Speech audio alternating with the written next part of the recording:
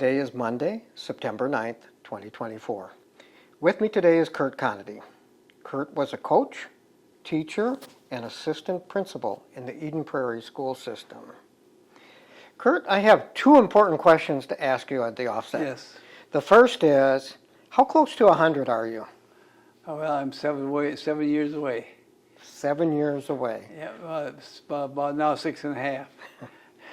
And then the second question I have is, I understand you were a dancer at one time. A dancer? A dancer, is Yeah. that true? I thought I was. I love dancing, yeah. Well, I think it was more of an occupational. Oh, no, No, you weren't a Gandhi dancer? no. Oh, Gandhi dancer. I was a Gandhi dancer. That's working on the railroad. Tell me about that. Yes, I did that during the summer months when I was going to college. Worked for Chicago Northwestern Okay. in St. Charles, Minnesota. Okay. And it was fun, interesting. We put in rails, and for Owatonna Tool Company, we put in a track leading up so that they could have a train come in and haul their material in and out, and so forth. So we covered the track from Winona to Owatonna. Well, Duane Hookom set me up with that question. And you mentioned, though, that you were a dancer, too? You love dancing? I like dancing, yeah. Okay. Well, let's start with your childhood. Okay, where were you born? Where'd you grow up? I was born in Utica, Minnesota, Okay. and lived my first few years on a farm. I was on a farm. My dad was a farmer, and we had a farm right across from the school in Utica, which was a little, just through 8th grade. So And what chores did you have on the farm? milk cows and all the things out in the fields when I got a little older, so I could run the machine, the tractors and so forth. But we hayed and filled the silo with chopped corn and things like that. And so, Were there some important life lessons you learned from living on the farm? yeah, milking cows. We had 32 milk cows, and my dad would milk 16. I milk 16. That's when I was a little older. Actually, when I was in high school, and he asked me if I wanted to stay, go to school, or if I wanted to stay on the farm. I asked if he was keeping the dairy cattle, and he said he was keeping the dairy cattle, and I said, I'm going to school. Now, I want to ask you about those cows, because I understand that you spent so much time with your cows that you believed that they started to resemble the faces of people in town. Yes, unfortunately, that was true. Did you learn a lesson when you offered a compliment to someone one time? Yes, to Mrs. Stoopy. She was an old maid in town and really a nice person, but I was just pretty little, and I walked up to her one time and I said, yeah, we have a cow at home that looks just like you. And you meant it as a compliment. I meant it as a compliment, and she didn't take it that way. But, and nor did the garage man who reported it to my mother. So, what'd you do for fun when you were young? Well, I always enjoyed activities, physical activities. And we played a lot of Marco Polo and stuff, different kinds of games where you're with groups and playing against each other, keeping the ball away or whatever the case might be. It was just fun. And I went all the way through 8th grades with 6 girls and me. I was the only boy in the class. And now, unfortunately, my senior class, which was 42 from high school, the boys are all dead now too. So I'm the only boy left again. So you went to high school. Where'd you go to high school? St. Charles, Minnesota. Okay. And what kind of student were you? Average, I guess. But I participated in sports. I played 3 sports a year. What 3 sports were those? It was track and football and I had baseball too with track and Okay. Football, basketball, and baseball. Do you have any fond or specific memories from high school? Well, I enjoyed the football, and I was a running back, and I remember going against one of my friends who was staying down there to tackle me, and a little move left him laying on the Were ground. you a shy kid, or were you the captain of the football team, or? Yes, I was a captain, and I was. Now I don't know if I was shy. I can't say that, but I enjoyed myself in school. So then you moved. When did you go to college? Well, let's see. I went to college right after I graduated from high school, which was 1949, and then I went to college, went to school 1 year, and then I was drafted into the Army. And so I went to Europe. It was during the Korean War, and we had a basic training in El Paso, Texas, and at Fort Bliss.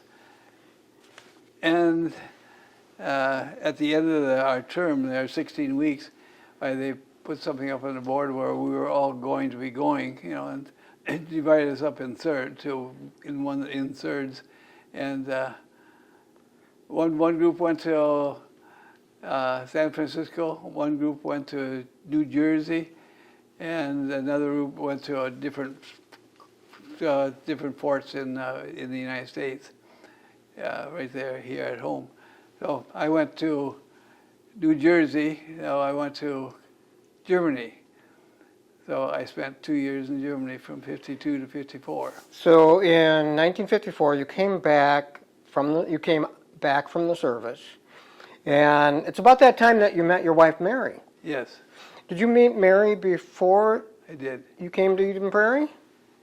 Yes, Where were you in 54 when you met Mary? I was at college, Okay. and she was. Mary was from Bayport, Minnesota, where the state prison was. I think it's still there. But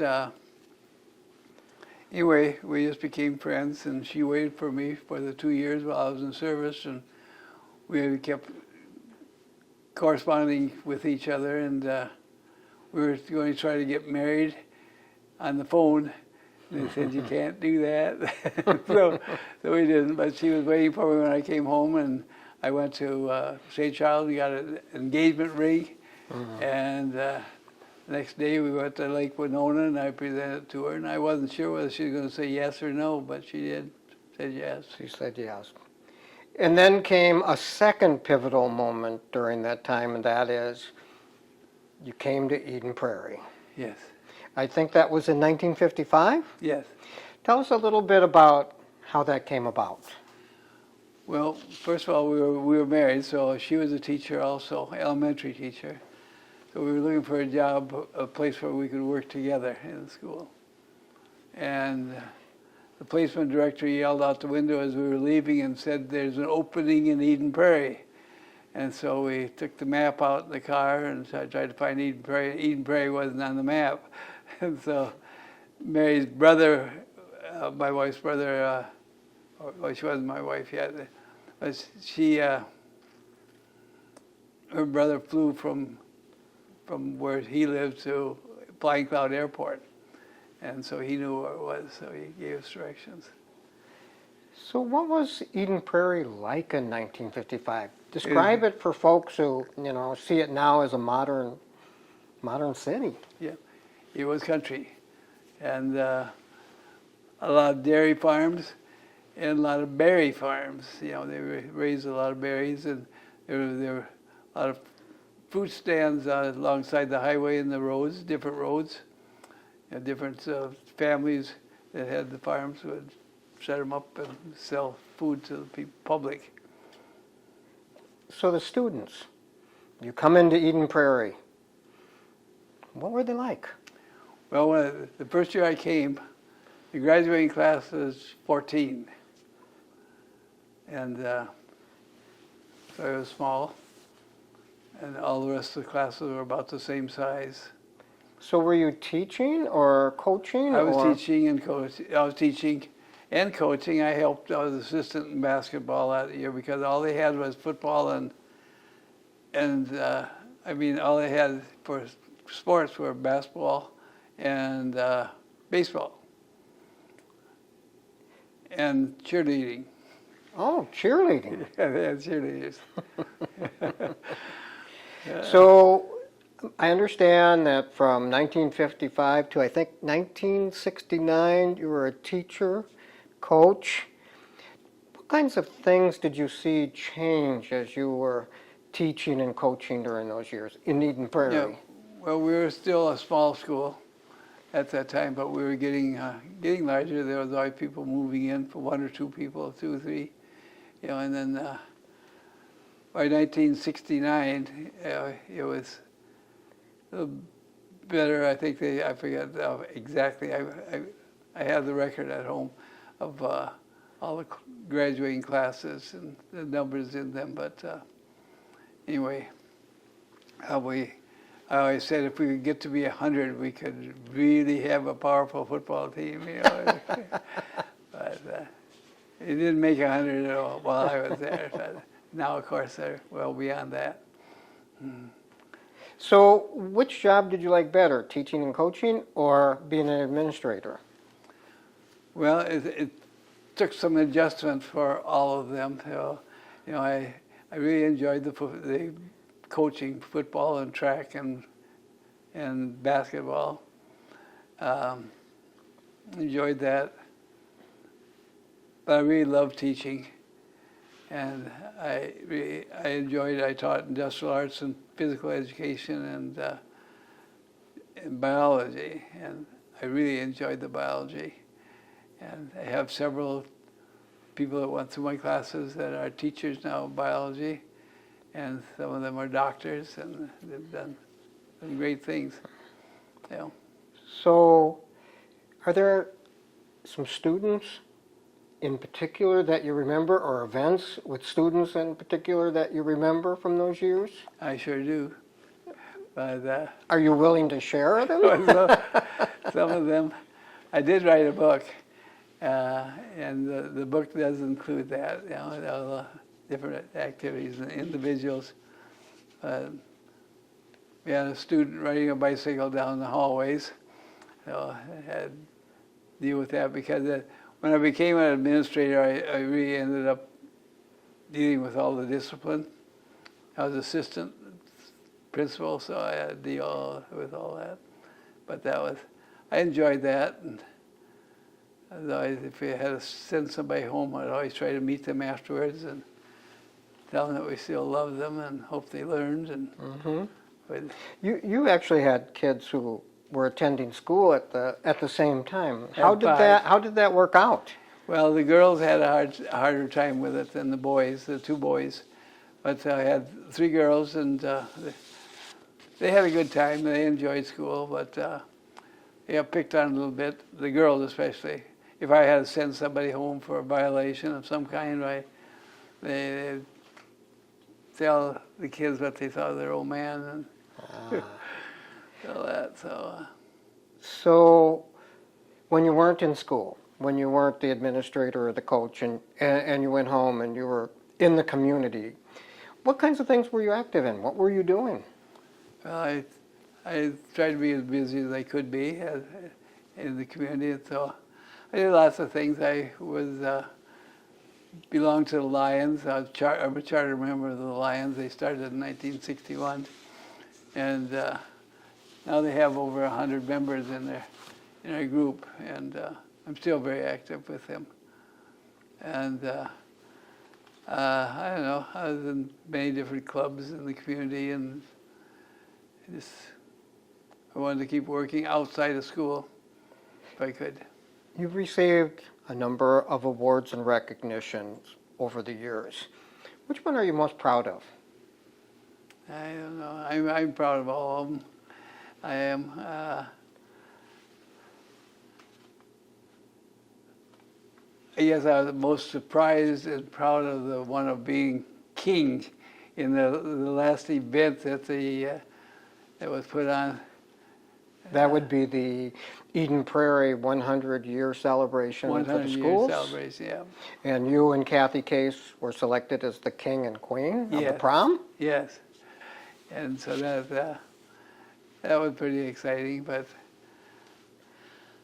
I've had quite a few awards from the league, the high school league, for succeeding in various events, my coaching, and not necessarily record-wise, but success in dealing with the kids and so forth. Are there any life lessons that you learned as a coach or as an administrator or a community participant that you would share with young people today? Yes, I think that young people have to really experiment while they're growing up to find out what kind of person they want to become and be. And sometimes they take the wrong path, and be able to correct that path and straighten out, and do the right thing. Everybody probably has some trouble in deciding what you're going to do and what you want to be. And so experiment a little bit. Sometimes it's good for you, sometimes it's not. And as long as they learn that, and hopefully if they're going the wrong track, that they figure that out soon and move off of it. Now, you published a book in 2017, and you haven't had an opportunity to update the book since then. Is there anything that you would add to your book that isn't in the book right now?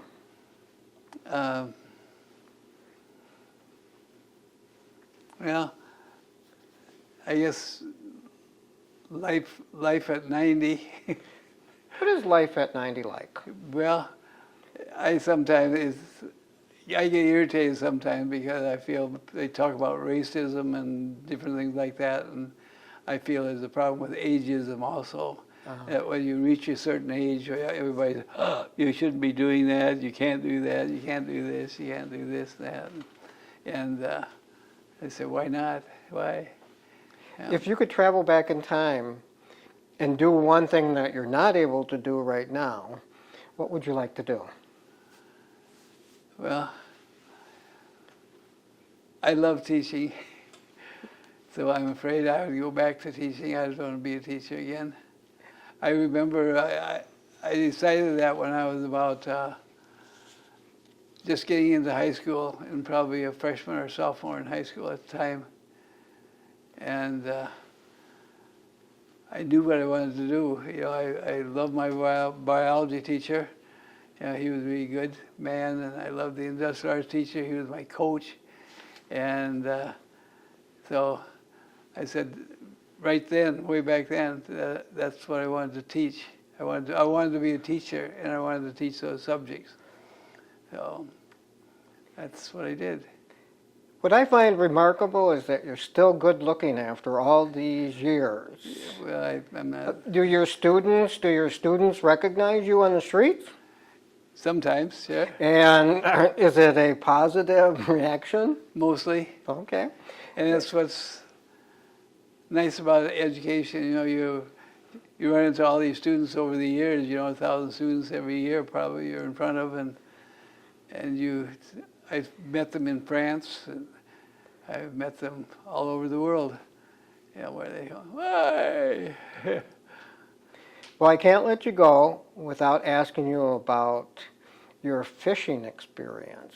Oh yeah. Are you still an avid fisherman? Well, I can't call myself an avid fisherman, but I belong to a group called Mixed Nuts. And right at the present time, there's 30 fellows here at Eden Prairie, and many of them are my students, past students. And we go fishing. One time we go to, up to northern Minnesota, and then the next time we go up to Canada. So we spent 4 or 5 days there in Canada. We rent houseboats to live in and eat in and sleep in and everything else. And So What's the largest fish you've ever caught? I think about 21 inches. 21 inches. And when and where was that? I was up at the Lake Ontario in Canada. So it sounds like you have enjoyed your retirement? Yes, I have. I enjoy it. I miss school. I really do. But I still see enough people around, and I'm active enough at the school. I run the clock for football games and start track meets in the spring, and have enjoyed that. And so, you know, I'm trying to stay active with the football program because I started that program in '55, and I kind of want to stay with that, and so that's why I run the clock. Any last words of wisdom for your former students, for the community, and for memories of Eden Prairie? Yeah, well, I say that I love them all, you know, and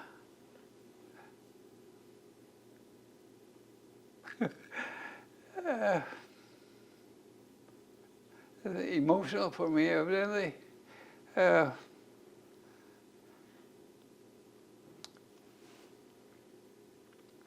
No, I just really enjoyed it, in the teaching and my experience here, and they taught me a lot, and hopefully I taught them some things, and yeah, it's been a good time. I don't regret any of it, and would do it again if I had a chance. I'm sure your students are grateful too, Curt. Thank you very much for joining us today. Okay.